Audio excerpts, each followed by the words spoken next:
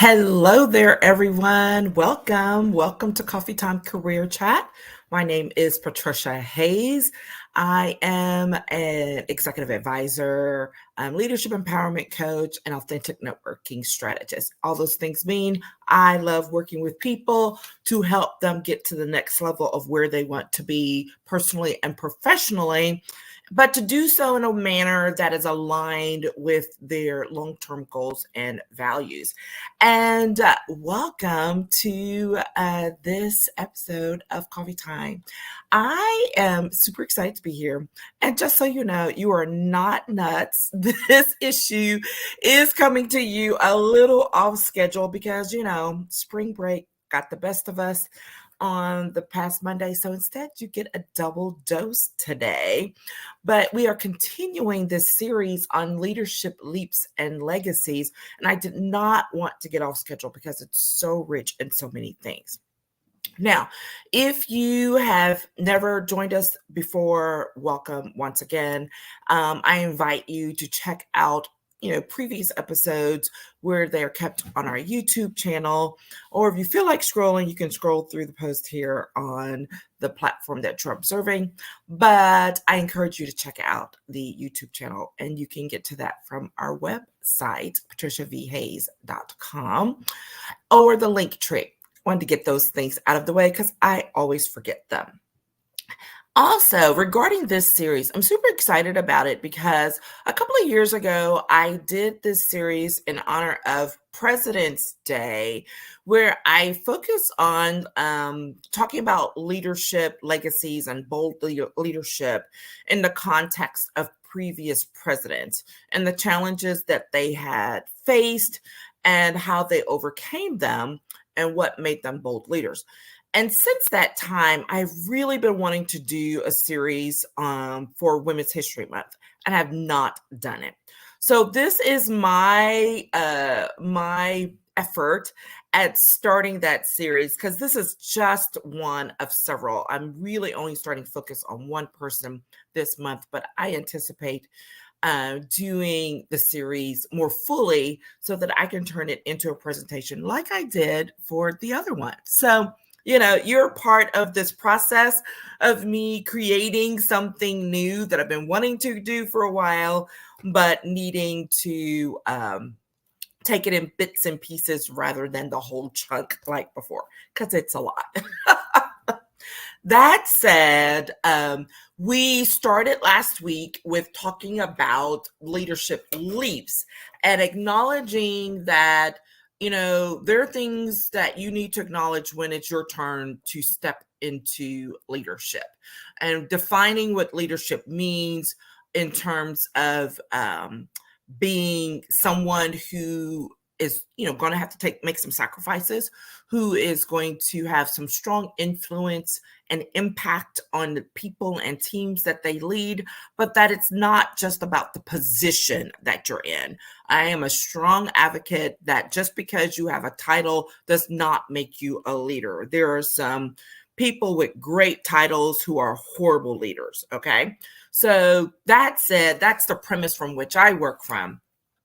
And today we're moving forward with focusing more specifically on bold leadership and what it means and what it takes to be there. And this is going to be the rest of the series for this month, right? So today we're going to talk about those 3 requirements of bold leaders and what it looks like. And then next week we're going to talk about the leadership nuggets. There are 6 of them, bold leadership nuggets that come up for those folks who are stepping into being bold leaders. And then lastly, we're going to take a look at some bold leader moments and what it requires when they come up. Okay, so that's where we're headed. Lay that out there so you can make sure to hit the little ping reminder button, whatever it is, so that you can catch this and listen in on your walk, on your drive-in, whatever it is you're going to do. All right. So in honor of Women's History Month, though, I really wanted to focus on this conversation of The Leadership and the Legacy Left Behind of Harriet Tubman. I had not seen the movie Harriet. I'm always a little behind when it comes to things like that. I don't always see movies right when they come out, especially ones that are of historical nature, because sometimes the content is difficult, particularly when it comes to African American history. And I personally need to prepare myself for it, right? It's not because I can't handle it, but I need to be prepared to deal with it. So there are some great movies out there that still to this day I have not seen, because I've not gotten to that point of feeling like I was ready to really go all in on the content so that I can be able to rest with it later. That's a whole other conversation about managing your energy and your personal boundaries in all kinds of ways. We'll talk about that another time. But that said, I have been wanting to see Harriet. I had not seen it. And so a couple of weeks back, I did watch it and I was just blown away. It's a beautifully done movie. If you have not seen it, it is beautifully representative of Harriet Tubman and her stories and her work. It's just well done. It's one that I will sit down to watch again soon, just because I feel like there's probably things I've missed. I'll want to go do some reading, to kind of track it. It's all of those things. It's one of those movies that inspires you to go learn more and to go dig deeper. So I highly encourage it. And so with this bridge from African American Black History Month to Women's History Month, I really felt like using Harriet Tubman as the catalyst for this conversation was highly appropriate. And so here we are. Now, for those of you who don't know who she is, I encourage you to go do a quick little search. But history will tell you very quickly that Harriet Tubman was literally one of the strongest catalysts for the Underground Railroad during slavery here in the U.S. And she risked her life many, many times to go bring slaves out of slavery to freedom in the North. That is a very quick and very non-substantive description. So I encourage you to go do a little homework on your own. That said, one of the things I want to make sure to lay out before we get started on today's topic of what are those 3 requirements of bold leaders is, what do I mean by boldness? And so when I presented this topic originally, and I went back and looked at it, and I'm like, I'm pretty still on track with this. And so, I always have to go do the quote, technical definition, right? Because someone's going to go do that.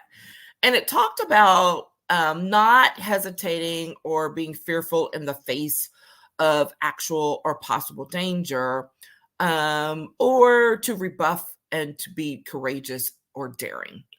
There's a lot there, right? Because it means that you're not hesitating. There's something that perhaps you should be hesitating about in the eyes of others. And that there's some danger that's perceived, whether by yourself or by others, that's real or not, right? But it's perceived. But you knock it aside and you take, have a courageous moment or moments and move forward in spite of.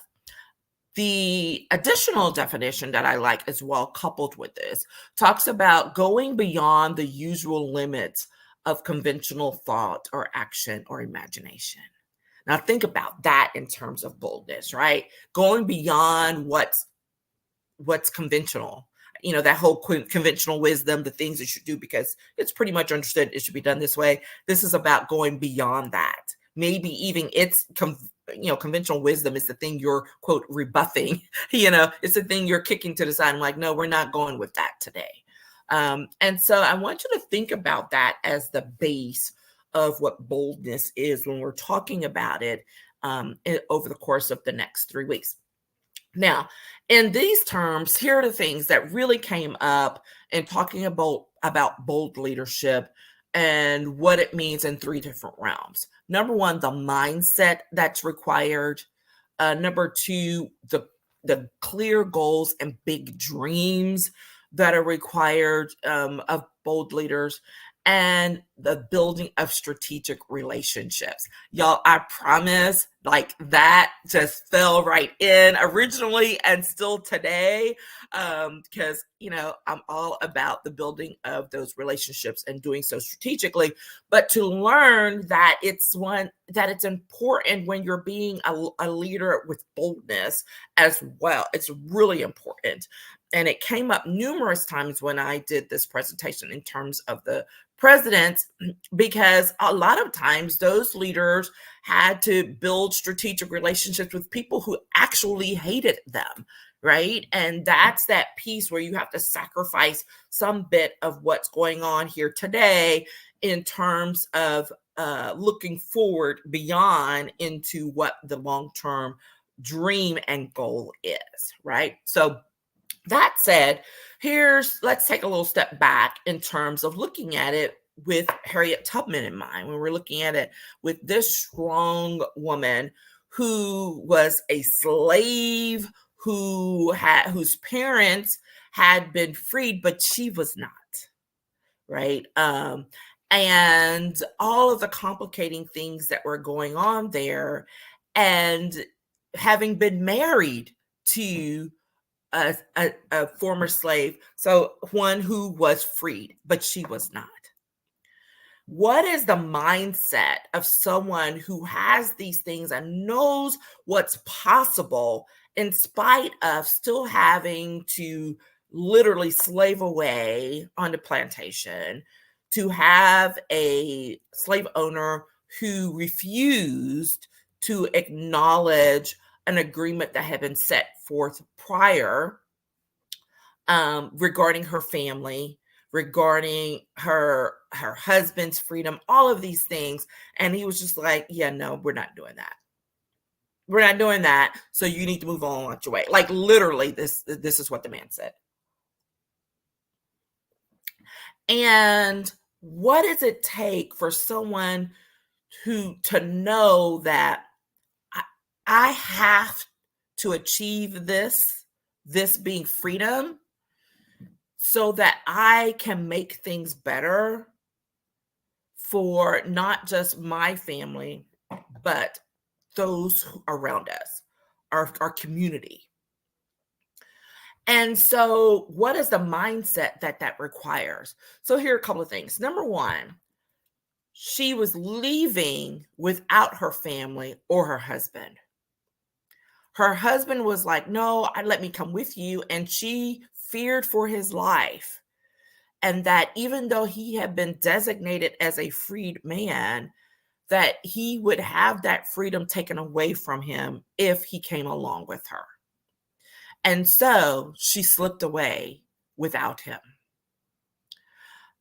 What is the mindset that's required to know that you're leaving behind your entire family, all the people that you know and love? Like, there's no guarantee that you're going to make it to this land of freedom, but she was determined to do so.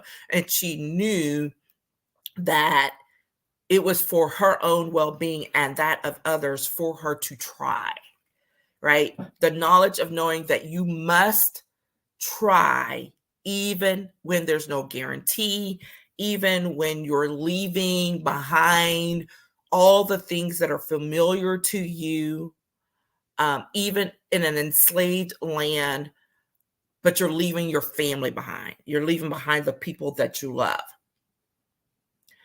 Now, here's the thing that really stuck with me, which is when she returned. So she has the mindset to go out on her own, find her way. We'll talk about some of those relationships later, but to find her way and to then say, I have to go back. After she's reached freedom, to say, but I have to go back. And to have people on the other end like, are you crazy? Like, no one's done this. You can't go back to go get people. Like, you need to stay here. Stay safe, work on it from this end. And she's like, you can help me or not, but I'm going back. Right? Here's the thing. When she went back, got to tell the story just a little bit. But when she went back, because she had a moment where they almost found her and she fell into the river and they thought she was dead. So they considered her dead. So they went back to her family, those who were chasing her, and told them she was dead. So when she returned, imagine the shock of finding out, oh my God, not only is she not dead, she's back. And what did she do in order to come back? The preparation that it required. But here's the kicker. She returned to come back to get her husband because that's what it was all about. But because he thought she was dead, he had remarried a free woman. And that is something to completely undermine everything that she had been working towards. The person one of the main people she'd come back for was no longer available to her. What does that mean? What does that look like? What does that do to your mindset? And yet she did not give up. Instead, she says, okay, well, let me come along. Let me grab a couple of people. Let's go. And that's what she did. And that's where it started, because she came back for certain people. The one she came back for was no longer available and was not going to go. So that's where she started with helping those who were willing and ready to help themselves and to take a chance on themselves in order to get to freedom. Now, here's another thing.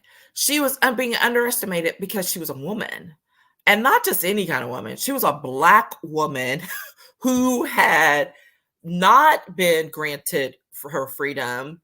And here she was going back and forth to do the thing that risked her life every single time on the Underground Railroad and establishing something that others had really not done before. They had set up checkpoints and all those things. But rare, I don't believe, I'll have to go back and check the history, but from what I was getting was it wasn't common, let's say that, for anyone to go back, especially someone who had escaped enslavement, had not been given the freedom. All right. So let's just dig deep on what the mindset that's required to overcome all of those things.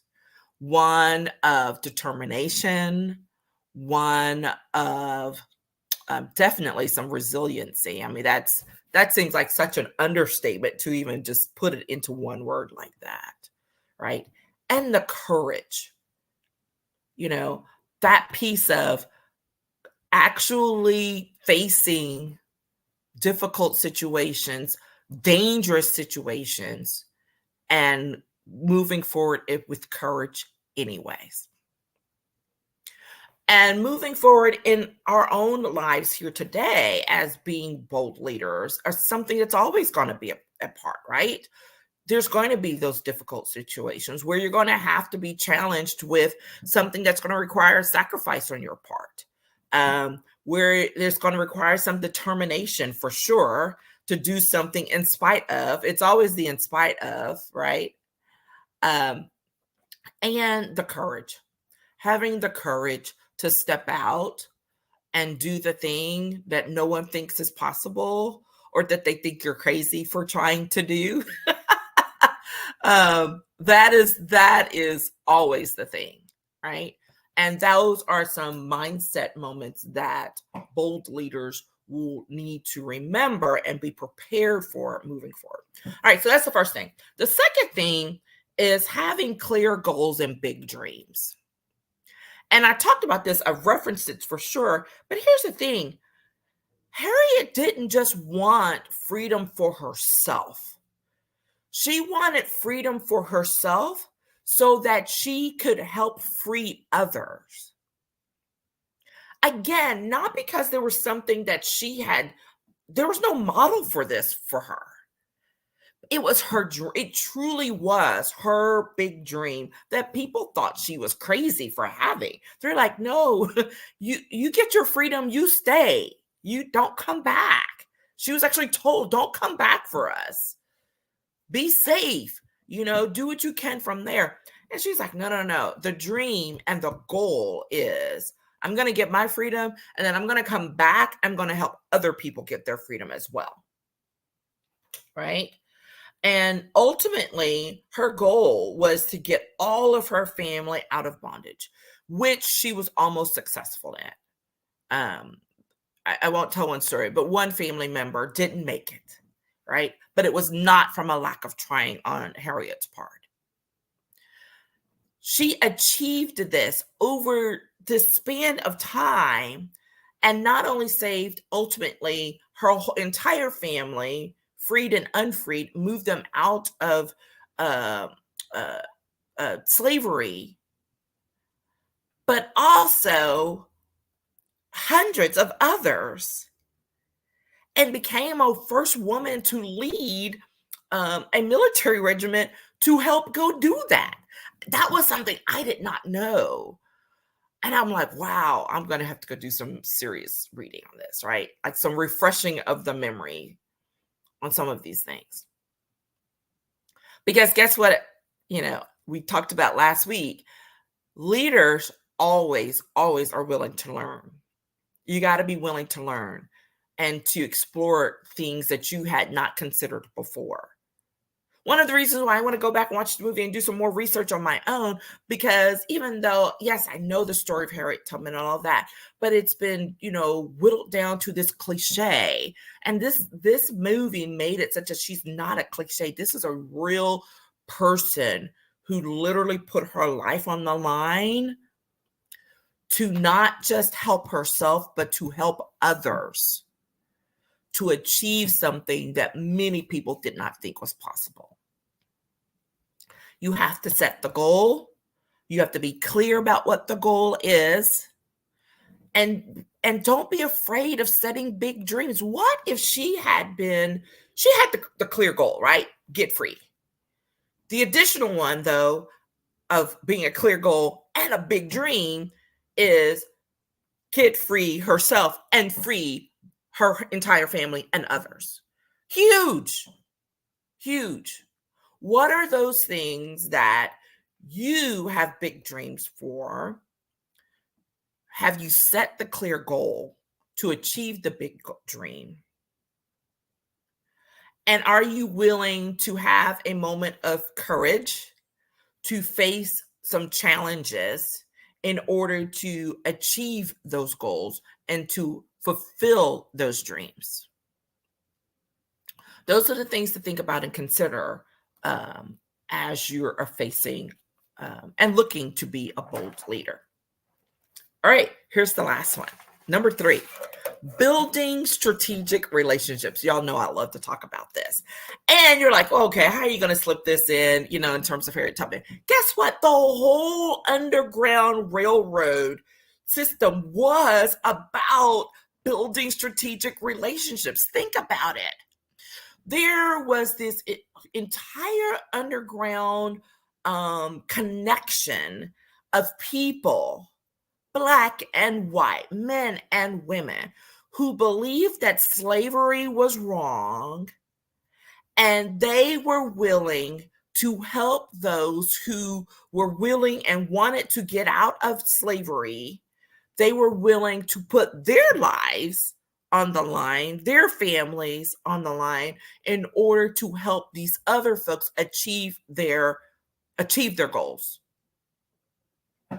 Think about that. A whole bunch of bold leaders connected up, basically, to build some strategic partnerships quietly in what's considered very dangerous times.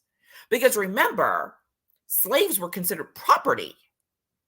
So if you helped a slave to escape, you basically were stealing from the slave owner.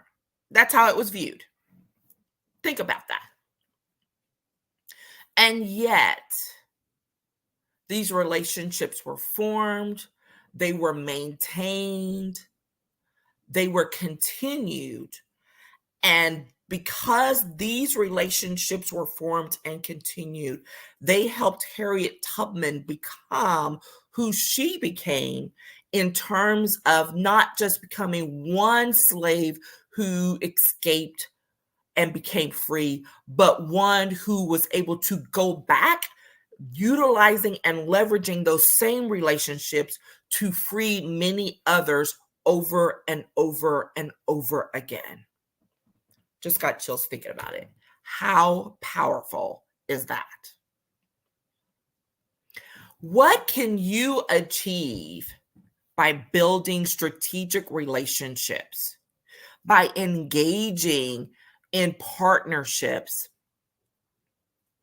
that aren't just willy-nilly, that aren't just transactional? I mean, think about this. If these folks had engaged in transactional relationship building, this never would have worked, because transactions mean you give me something, I take it, and then we're done. So someone could have flipped very easily just for the money. There's a scene like that. I will not tell that part of the story. It's fascinating to watch, and how someone does get flipped, but in a different way, right? How can you be that bold leader to help build strategic relationships to support not just your goal, not just your dream, but the goals and dreams of others? Wow. How can you be that person? Y'all are going to see that one again. That is something that's so important to think about and to consider as you seek to become not just a leader, hopefully, but one who's able to act with boldness, to act in a way that allows others to be not even just be confident, but to take chances, and to know that leadership goes way beyond a title. It goes way beyond just doing, quote, the right thing, because sometimes doing the right thing is a sacrifice. Everybody's not willing to do that, right? To go beyond. What does that say? That definition, going beyond the usual limits. Being a bold leader is not about just sitting in conventional wisdom and being, okay, we accomplished that and that's great. Being bold about it, it means you're going beyond, over and beyond the usual limits to accomplish a thing, to pursue a goal, to pursue and build a dream that ultimately doesn't just impact you, but it impacts others. Because remember, when you're talking about what leadership is about that ability to influence other people to take action in a way they might not otherwise do. Ah, man, so much goodness there. So much goodness. Okay, I'm going to stop. I'm going to stop right there because we could keep going. I want to think about some of those things. Let me know what you think. I'd love to hear your comments, whether in the comment section or DM me. And next time, we will continue this conversation, and we're going to look at those bold leadership nuggets, right? And what it means when you're being a bold leader, and some nuggets that come from that. There are going to be 6 of them. So that's your lead in to the next conversation. So thank you for joining. I look forward to following up. If you have any questions or if you need any assistance, do not hesitate to reach out. Hit me up, get in the DMs or get on my calendar, and I'd love to have a conversation with you. All right. Take care, everyone. Talk again soon. Bye.